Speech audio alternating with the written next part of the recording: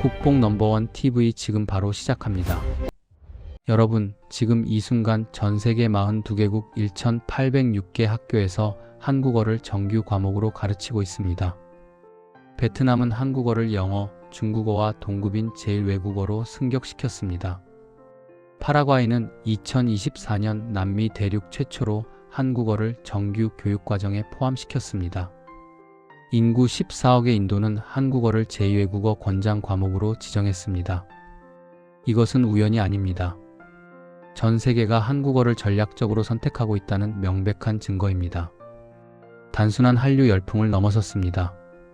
한국어는 이제 기회의 언어, 미래의 언어, 꿈을 현실로 만드는 언어가 되었습니다. 오늘 우리는 숫자로 증명되고 정책으로 확인되고 사람들의 선택으로 입증되는 한국어의 놀라운 위상을 파헤쳐 보겠습니다. 42개국이 한국어를 선택한 이유, 지금부터 시작합니다. 2021년 2월 9일 베트남 교육훈련부가 역사적 발표를 합니다. 한국어를 제1외국어로 선정한다는 겁니다. 제1외국어가 무엇인지 아십니까? 베트남에서 초등학교 3학년부터 배우는 필수 선택 외국어입니다. 영어, 러시아어, 프랑스어, 중국어, 일본어, 독일어, 그리고 한국어 총 7개 언어 중 하나를 선택할 수 있게 된 겁니다. 한국어가 영어, 중국어와 완전히 동급이 된 거죠. 이게 얼마나 파격적인 결정인지 비교해 드리겠습니다. 일본어는 2003년에 제1외국어가 됐는데 그 전까지 무려 13년이 걸렸습니다. 한국어는 어떻습니까? 2019년 제2외국어로 정식 선정된 후 단 2년 만에 제1외국어로 승격됩니다. 일본어의 6분의 1시간입니다. 2023년 기준 베트남 전역 79개 초중고등학교에서 11,639명이 한국어를 배우고 있습니다. 51개 대학의 한국어학과가 개설됐습니다. 베트남 정부는 한국어가 단순한 유행이 아니라 국가 미래를 위한 전략적 선택이라고 판단한 겁니다. 2024년 지구 반대편 남미 대륙에서 놀라운 일이 벌어집니다. 파라과이 교육과학부가 한국어를 정규 교육과정에 편입시킨 겁니다. 남미 국가 중 최초입니다. 파라과이 학생들이 이제 학교에서 정식으로 한글을 배웁니다. 초등학교, 중학교, 고등학교 교과서에 한글이 등장하는 겁니다. 이게 얼마나 대단한 일인지 생각해 보십시오. 스페인어를 모국어로 쓰는 남미 학생들이 영어도 아니고 포르투갈어도 아니고 한국어를 선택한 겁니다. 왜일까요? 파라과이 정부의 공식 입장입니다. 한국과의 경제적, 문화적 협력을 강화하기 위해서입니다. 한국의 경제 성장 모델, 한강의 기적을 배우고 싶어 하는 겁니다. 파라과이뿐만 아닙니다. 남미 전역에서 한국어에 대한 관심이 폭발하고 있습니다. 한국 드라마가 넷플릭스를 통해 남미를 강타했고 K-팝이 남미 젊은이들의 마음을 사로잡았습니다. 그리고 이제 그 문화적 동경이 정규 교육 정책으로 구체화되고 있습니다. 파라과이는 시작입니다. 인구 14억, 세계 최대 인구 국가 인도가 한국어를 선택했습니다. 2020년 인도 정부는 개편된 국가 교육 지침에서 한국어를 제2외국어 권장 과목으로 추가했습니다. 14억 인구 시장입니다. 이게 무슨 의미인지 아십니까? 인도 학생들이 학교에서 프랑스어, 독일어, 스페인어 대신 한국어를 선택할 수 있게 된 겁니다. 인도 내에서 한국 드라마와 K-팝의 인기가 폭발하고 있습니다. 인도 젊은 층은 넷플릭스에서 한국 드라마를 정주행합니다. 방탄소년단, 블랙핑크의 콘서트 티켓을 구하기 위해 밤을 샙니다. 그리고 이제 그들은 자막 없이 드라마를 보고 가사를 직접 이해하기 위해 한국어를 배우기 시작했습니다. 인도 정부도 이 흐름을 읽었습니다. 한국은 인도의 중요한 경제 파트너입니다. 삼성, LG, 현대가 인도에서 대규모 생산 시설을 운영하고 있습니다. 한국어 능력은 인도 청년들에게 취업의 기회가 됩니다. 14억 인구 중 일부만 한국어를 배워도 그 숫자는 엄청납니다. 인도는 한국어의 미래 최대 시장이 될 겁니다. 전 세계에서 한국어를 배우는 초중고생이 가장 많은 나라가 어디일까요? 바로 태국입니다. 4만 6천 명 이상의 태국 학생들이 학교에서 한국어를 정식 과목으로 배우고 있습니다. 단일 국가 중등교육기관 한국어 학습자 수 세계 1위입니다. 2016년 태국 정부는 대학 입시에 한국어를 제2외 국어로 정식 채택했습니다.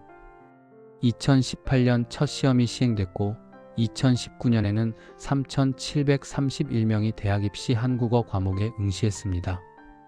전체 제2외국어 응시자의 10%입니다. 태국 최고 명문 중등학교 뜨리암 우돔 슥사가 2017년 한국어반을 신설했을 때 무슨 일이 벌어졌습니까? 40명 정원에 400명이 지원했습니다. 경쟁률 10대 1입니다. 태국 최고의 수재들이 한국어를 배우기 위해 줄을 선 겁니다.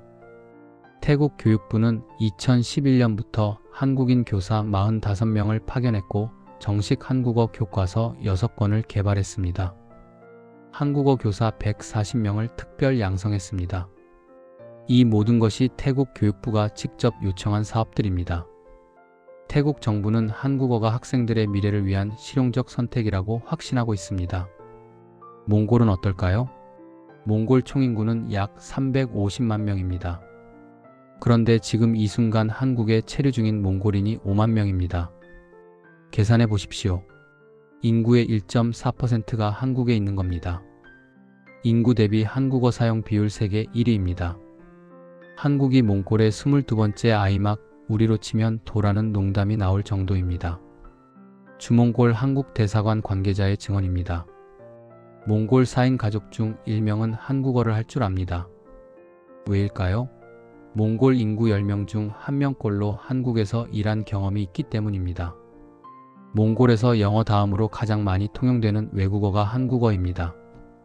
울란바토르 시내를 걸으면 한국어 학원 간판을 쉽게 볼 수 있습니다. 몽골의 유수 대학들은 한국어를 정식 전공으로 채택했습니다. 2022년 고용허가제 한국어 능력 시험에 2,768명의 몽골인이 응시했고 700명이 합격했습니다. 몽골 교사의 월급이 30만 원 안팎인데 한국에서 하루 일당이 15만 원에서 20만 원입니다.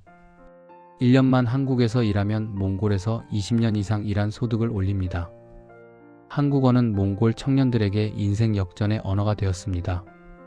한국어를 정규 과목으로 채택한 나라는 계속 늘어나고 있습니다. 필리핀을 보십시오. 필리핀 교육부는 한국어를 정규 제2외국어 과목으로 공식 인정했습니다. 필리핀 대학 입시에서 한국어 점수를 활용할 수 있게 됐습니다. 필리핀은 영어를 공용어로 사용하는 나라입니다.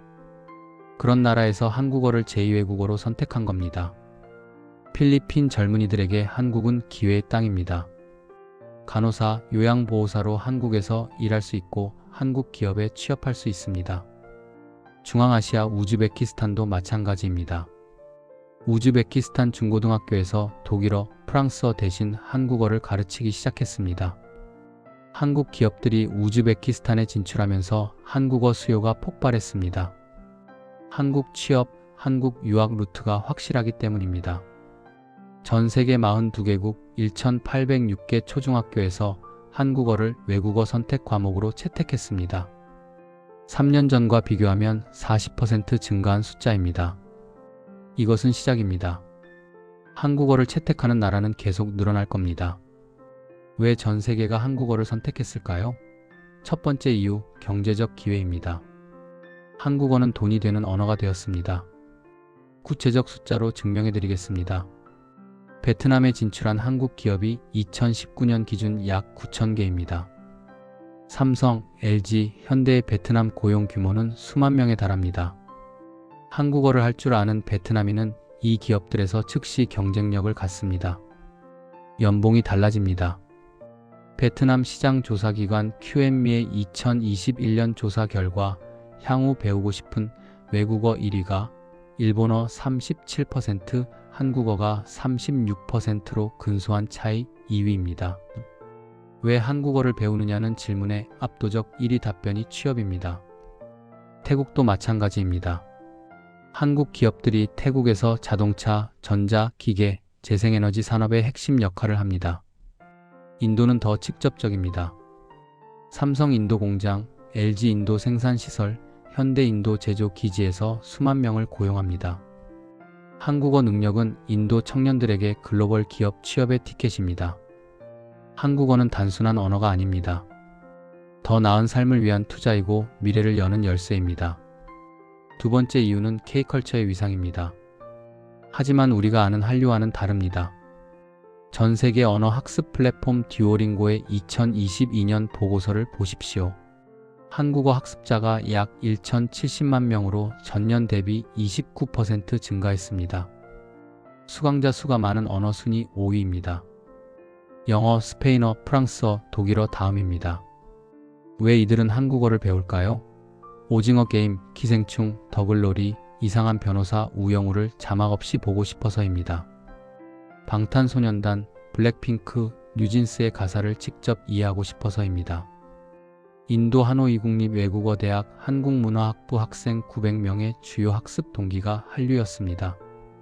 파라과이 학생들도 넷플릭스에서 한국 드라마를 정주행합니다. 하지만 여기서 중요한 건 한류가 단순한 소비에서 끝나지 않는다는 겁니다. 한류는 한국어 학습의 동기가 되고 한국어 능력은 취업과 유학의 기회로 연결되고 그것이 실제 삶의 변화로 이어집니다. K컬처는 문화 소비를 넘어 인생 전환의 계기가 되고 있습니다. 이것이 진짜 한류의 힘입니다. 세 번째 이유는 한국 모델의 매력입니다. 한강의 기적, 이 말을 들어보셨습니까? 1960년대 한국은 세계 최빈국 중 하나였습니다. 1인당 국민소득이 $100도 안 됐습니다. 아프리카 가나보다 가난한 나라였습니다. 그런데 2024년 한국은 세계 10위권 경제 대국입니다. 1인당 국민소득 $30,000를 넘어섰습니다. 반도체, 자동차, 조선, 디스플레이, 배터리에서 세계 최고 기술을 보유하고 있습니다.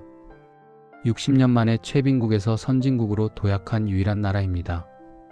파라과이 정부가 한국어를 정규 과목으로 채택한 이유가 바로 이겁니다. 한국의 경제 발전 모델을 배우고 싶은 겁니다. 베트남도 마찬가지입니다. 베트남은 한국을 벤치마킹하고 있습니다. 한국이 어떻게 전쟁의 폐허에서 일어섰는지, 어떻게 교육과 기술로 나라를 발전시켰는지 배우고 싶어 합니다. 인도, 우즈베키스탄, 필리핀 모두 같은 생각입니다. 한국어를 배운다는 것은 단순히 언어를 배우는 게 아닙니다. 한국의 성공 비결을, 한국의 발전 전략을, 한국의 미래 비전을 배우는 겁니다. 한국은 전 세계 개발도상국들의 희망이 되었습니다. 전 세계 한국어 학습 현황을 총정리해 드리겠습니다. 2023년 기준 한국어 사용 인구는 약 8,170만 명, 전 세계 24위 언어입니다. 하지만 놀라운 건 성장 속도입니다. 전 세계 42개국 1,806개 초중학교에서 한국어를 외국어 선택 과목으로 채택했습니다. 3년 전과 비교하면 40% 증가입니다. 세종학당은 2019년 180개였는데 2020년 270개로 급증했습니다. 미국 대학에서 2006년부터 2016년까지 외국어 수업 신청 학생 통계를 보십시오. 이탈리아어 -27.4%, 러시아어, 프랑스어, 독일어, 스페인어 모두 감소했습니다.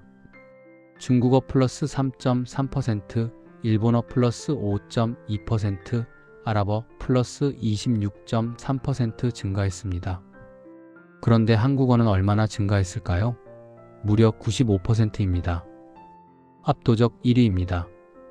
2007년 세계 지식재산권기구 YPO가 한국어를 국제공개어로 채택했습니다. 프랑스 바칼로레아 외국어 시험 과목에 한국어가 포함됐습니다. 터키는 2018년부터 초중고 교육과정에 한국어를 포함시켰습니다. 이 모든 변화가 불과 최근 몇 년 사이에 일어났습니다. 오늘 우리는 놀라운 현실을 목격했습니다. 베트남은 한국어를 제1외국어로 승격시켰습니다. 파라과이는 남미 최초로 한국어를 정규 과목으로 채택했습니다. 인도 14억 인구 시장이 한국어를 선택했습니다. 태국 4만 6천 명의 학생들이 학교에서 한국어를 배웁니다. 몽골은 인구 대비 한국어 사용 비율 세계 1위입니다. 전 세계 42개국 1,806개 학교에서 한국어를 정규 과목으로 가르칩니다. 이것은 우연이 아닙니다. 한국어는 더 이상 마이너 언어가 아닙니다. 경제적 기회를 제공하는 실용적 언어이고 K컬처를 통해 전 세계인의 마음을 사로잡은 문화적 언어이고 한강의 기적이라는 성공 모델을 담고 있는 희망의 언어입니다. 1960년대 우리 선조들은 폐허에서 일어섰습니다. 2024년 우리는 세계가 배우고 싶어 하는 나라가 되었습니다. 우리 언어가 전 세계 청년들에게 꿈을 주고 있습니다. 이것이 진짜 대한민국의 위상입니다. 자랑스러워하십시오. 우리가 이룬 이 기적을, 우리가 만든 이 가치를, 그리고 전 세계가 인정한 우리 언어를 말입니다. 감사합니다.